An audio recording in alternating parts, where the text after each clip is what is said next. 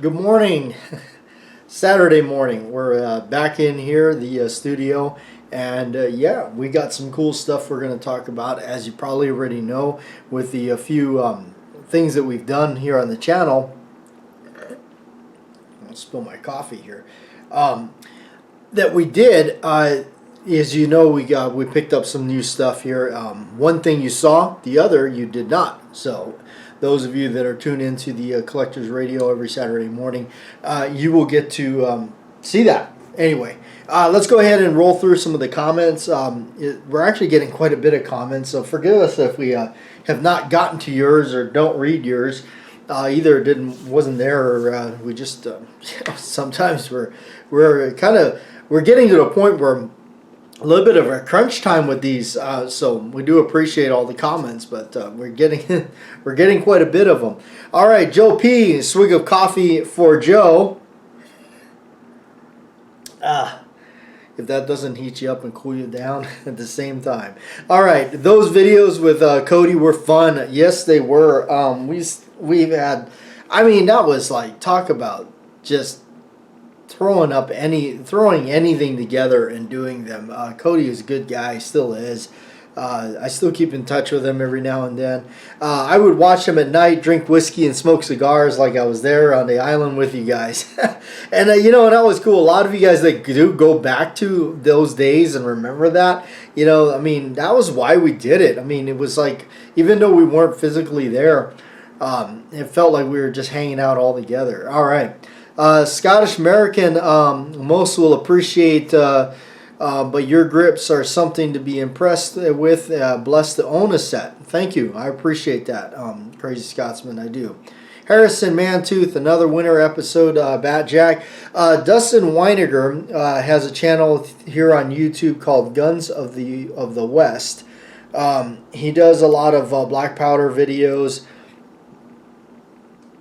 I'm 78 years old, and I myself reminiscing a lot here lately about my past. Good friends I grew up with, not knowing how they fared all these years.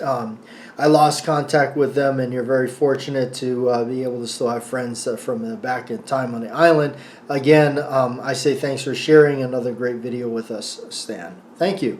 We do appreciate that.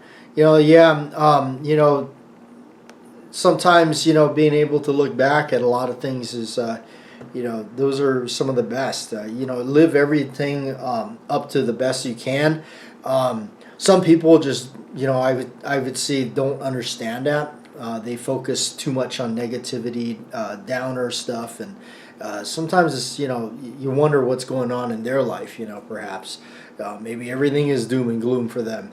I save that for horror movies. All right, Danger Man, you mentioned having connections in the industry. Very ironic. My friend has a brother who works at a gun store. Every time I see his brother socially, I mention to him, keep me in mind when an old revolver comes in the door. I finally got a call from him the other day, and he had the Smith & Wesson 10.5 4-inch. Nice gun, yeah. Beautiful condition. I told him hang on to it. I'd come in and see it, and also stressed to him that is exactly the type of thing that I am in the market for. I have 2 of these revolvers, so I wasn't really too interested in it, but since he took the time to call me, I decided to stop by. It's near mint. It had the diamond grips on it. Oh, that's a good price, of course, and I bought it.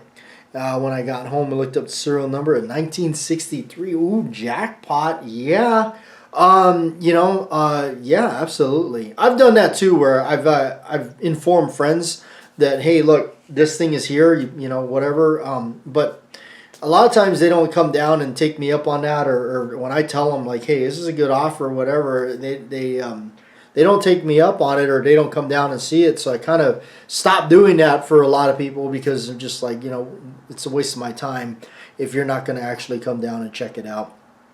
All right, Sean Lee, those ivory grips look sweet on that Rooster shooter. Thanks for sharing. Slimfire 54, hope you're having a great Saturday, and that revolver's looking awesome. Great story in the islands as well. Thank you. Squiblift.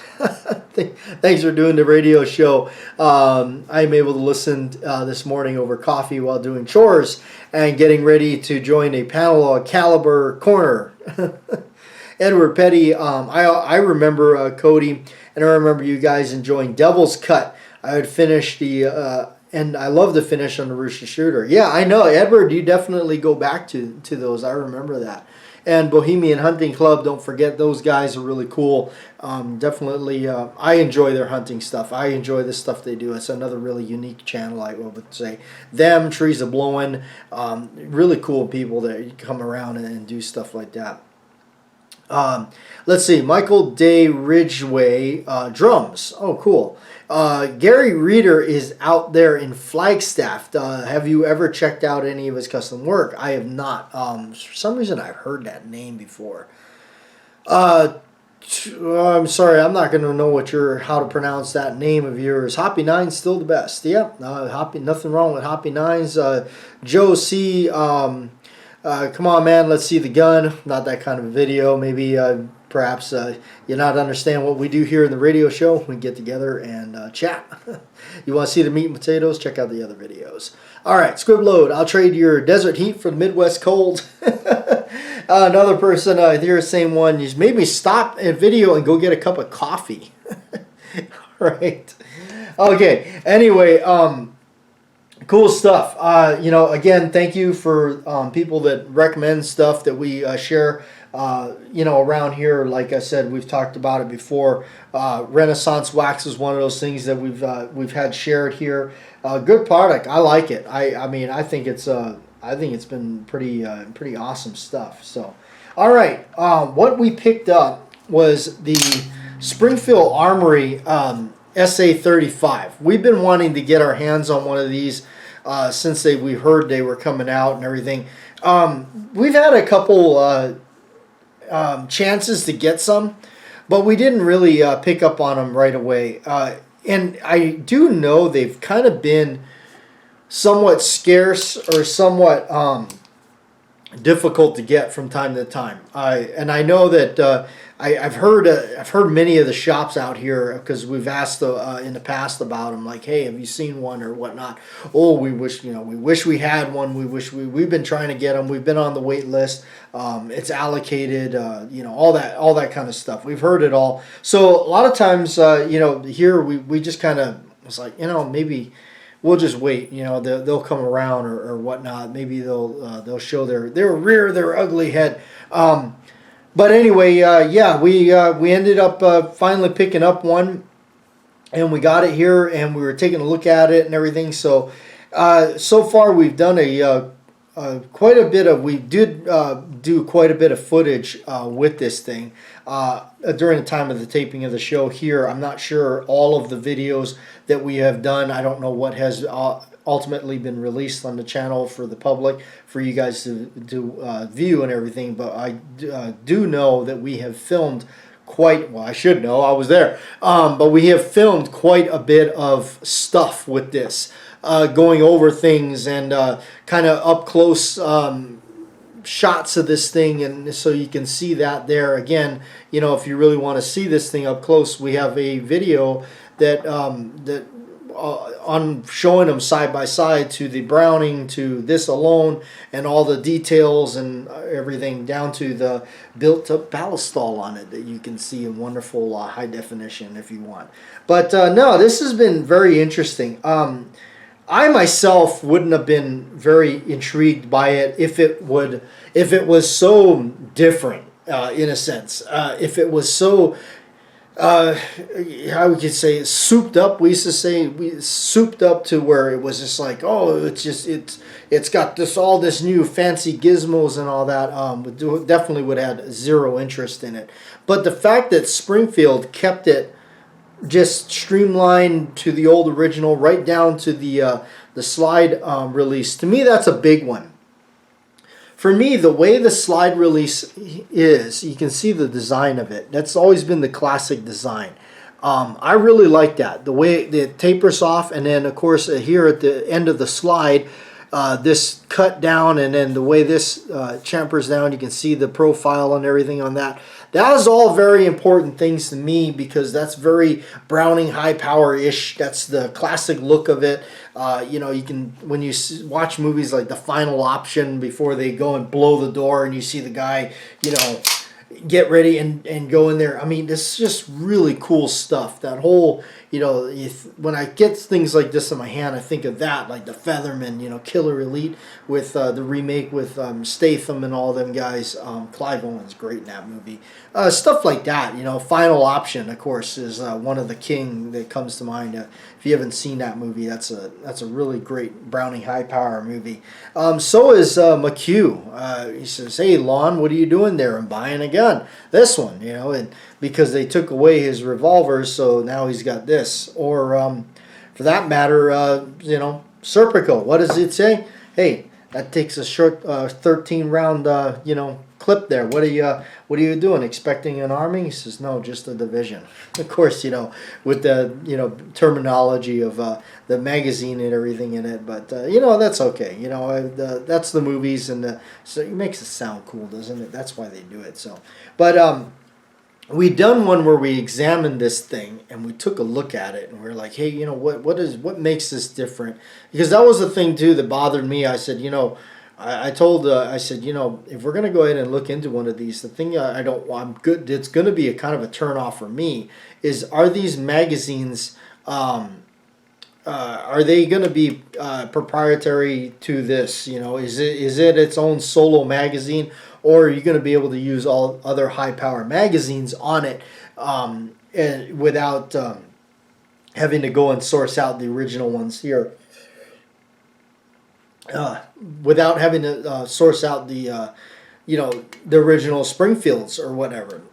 I didn't want to do that if that was it. You know, that was a deal breaker for me with the Springfield Ronin. I think it's called the EMP or something.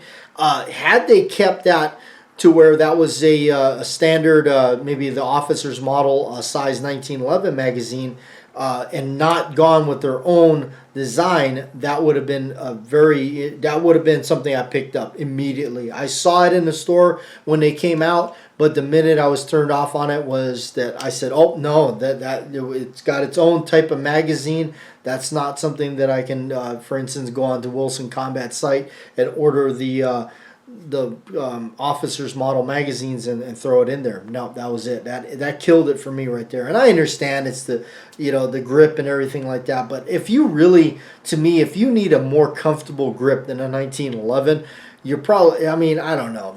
In my opinion, just something's wrong there. Same with this. That feels really good in the hand. The high power just does. It feels good in the hand. The other one that I will say that I really like the way it feels is stuff like the Beretta 92. So many people said, oh, it's so, you know, just feels like you're holding a 2x4. I got small to medium hands. I have no problems with the Beretta 92. I actually love the way it feels. Aside from my love for it because of, you know, growing up with Die Hard, Lethal Weapon and all that, you know. Of course, and fun fact, the Die Hard movie and the first Lethal Weapon movie, the first Die Hard movie, that's the same Beretta. That's the same prop gun that was used in both. Isn't that interesting? So, but yeah, as it turns out, these are just made by McGar. I believe it's either McGar or whatever, but they're Italian made. And just because it has the Springfield Armory logo on it, you might pay more for it. But the regular McGar magazines do fit. 15 round capacity. How they did it, we showed it in one of the videos where the follower is actually different. That's what they modified. They modified the follower in order to get a couple more rounds in there. I forget what the original one holds, like 13 or 14 rounds, something like that. I don't remember exactly.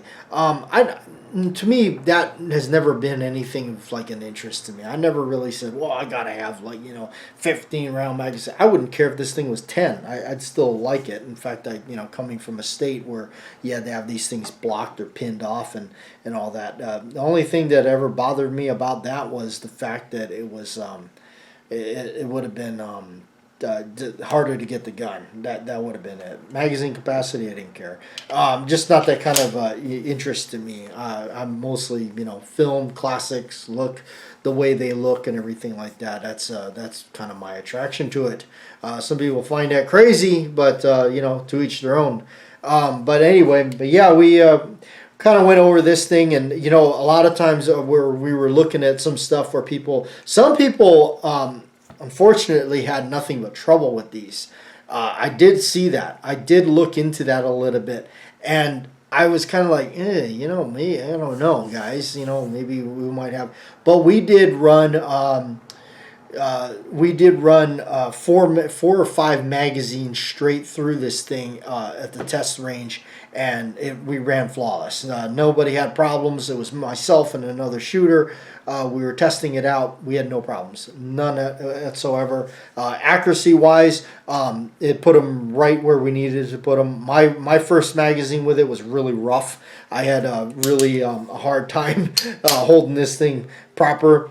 But after I got a magazine or two into it, I got better with it. Of course, my other friend there, he's spot on with anything he shoots anyway. So that's how I always know that if something's accurate, I make him shoot it. That way I know it's accurate. So, but yeah, all in all, fantastic thing. I think if we were going to keep this or hang on to this, I think the changes that I would do, I may change the grips out, store these ones, even though they're really nice, and I got no complaints about them. The way they're fitted is just unbelievable, but they are not quite the original style of high power grips. They are not quite the original style. They're nice, don't get me wrong, they are nice. They feel good in the hand, they're really well fitted. You can see that.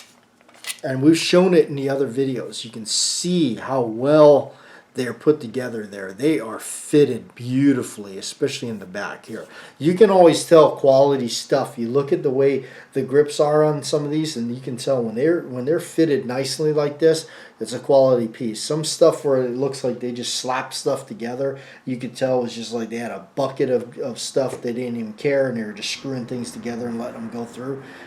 Big difference. But yeah. So anyway, if this was something that we were going to hang on to, I would, what I would do to it, changes wise, I would change out the hammer. And I know the ring hammer is iconic and everything, but I understand they changed it. I understand that they changed it because of the bite and all that kind of stuff, but the fact that they shrunk it down a little bit, they kind of contoured it a little bit different. Me just being me, that bothers me. Although I don't hate it, I could totally live with it. I could totally live with that. It's not a deal breaker at all. It's not even any consideration of a deal breaker at all. I do like the fact that the sights are fairly still low profile, still simple, nothing so Star Wars exotic crap, that would have deterred me or changed the aesthetics of the original gun. But I would change this to an old school claw hammer just to give it that different look. That's what I would do. And then I would switch out the grips. I would go on to the to eBay or wherever, and there's somebody that's going to have a copy of the the old panel grips that look like, I always say they look like cabinet doors on your kitchen, but I like them. I do. I call me crazy, but I like them. But yeah, if we were going to hang on to this, that would be some things that we would do. But but until then, we have it. We're going to do a bunch of stuff with it and testing it and then send it on down its way. All right. Okay. So the other cool thing is that we picked up is a .22 revolver. Quick, what is it? Smith & Wesson or what? Get this, Taurus. Can you believe this thing's a Taurus? Yes, an old Taurus model 96. We spotted this. I spotted this thing actually, and I said I gotta have that because it's so cool. It's a throwback. Ooh, look at that! It's shut on its. You never slam that thing shut. By the way, people. It just they're bad for revolvers when people do that and that number. Anyway, I saw this thing and I said, look at that.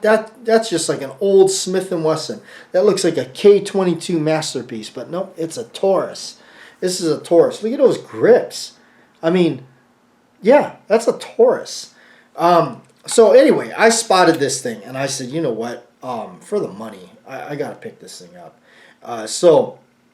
And you know what else I like about it? This is a big one for me. Now, this is a deal breaker for me when it comes to 22 revolvers. I like the standard 6. I don't like the 9 shot or the 10 shot, and I understand that, range wise. But I'm somewhat of a purist, or whatever you want to call them. I'm a traditional kind of person. I like just if it's a wheel gun, I like 6 or 5. I understand 5 with the snubbies and certain ones like that, but I'm a 6 shot. If I see a wheel gun, it's like did you fire 6 shots or only 5? That's just me. So 6-inch barrel, and actually I looked these things up. I had no idea at the time when we picked up. We've had it for a little while, by the way. I'm sorry, we just haven't gotten around to showing it to you folks. When we looked it up, I looked it up and we were doing some research on it, and it turns out it's kind of collectible. They're kind of rare. So they are out there. They're a little bit more expensive than I thought they would be. So they're kind of out there. So I did notice something about it. Then one thing I did notice was that it seems to like certain types of ammo. I know, isn't that weird as a revolver? What happens is on the double action pull, it depends on what kind of ammo you got in there. It will strike it. And that's just, and you know what? I have a Smith Model 34. It does the same thing. So it's not that it's the fact that it's a Taurus. It's just, I think the springs, I'm sure if you enhance the spring, maybe got a different spring for it, maybe replaced it, made it new again or something, maybe it wouldn't do it. But I think, if you found the right ammo for it, whatever, Federal, Winchester, I think something like that, it would like. It doesn't seem to, Aguila, it doesn't seem to do well with it. Aguila, I don't know, maybe the rims are just too thick. And I know when it comes to this stuff, it's like primers too. The thickness, it could affect the way the thing operates, and I think that's what's going on. But anyway, I look at it this way: if I found like a brick of Federal or something like that, and it worked really well with them, I mean, a 500 count brick out of this thing, it's gonna what? I mean, how long is that gonna last you with this thing? And for the amount of problems, to save from the light strike issues, or you can just pull the hammer back and fire it that way too. But that's just the way I like to run them. But yeah. I liked it. I liked it enough to where we purchased it. I purchased it and got it, and that's gonna probably kick around with me for a while because I like it and the price is right. So anyway, and you know what? It came with these little speed loaders, if there is such a thing. Yeah, that's crazy. HKS K22K little speed loaders for it. Yeah, I always say the speed. If you're going to the range trying to blast as many rounds as you can out of a revolver, I don't know. I just like to go have fun with them and just leave it at that. So, anyway, hopefully you enjoyed the show this time around and this week. We got to some stuff. We've definitely been trying to keep up with some videos and then do some more stuff with you guys. Keeping an eye on the channel. Again, I'm not sure how many videos up to date that you guys have seen with this.